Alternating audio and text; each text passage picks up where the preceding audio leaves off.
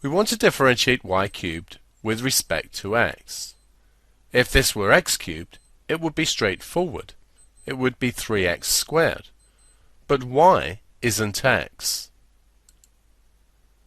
We're used to having functions given to us in the form y equals f of x. This is known as an explicit function.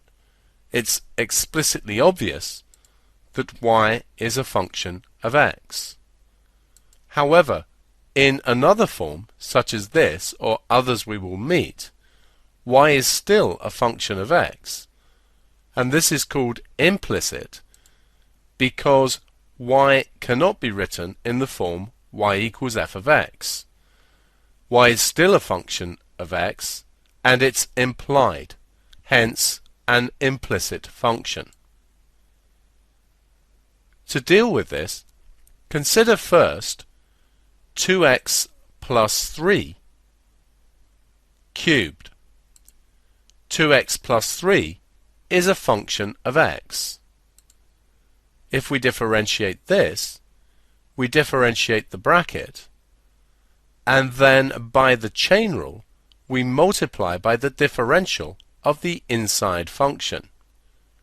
We do the same with y cubed. Y is a function of x, just as 2x plus 3 was above.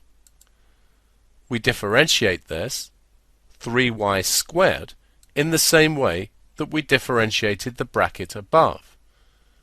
Then we have to multiply by the differential of the inside, which in this case is y itself.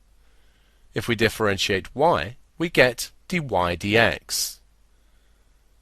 This gives us a result of 3y squared dy dx. In this example, we've explained why we multiplied by dy dx, but generally, when we differentiate functions of y with respect to x, we just differentiate the function and write dy dx at the end.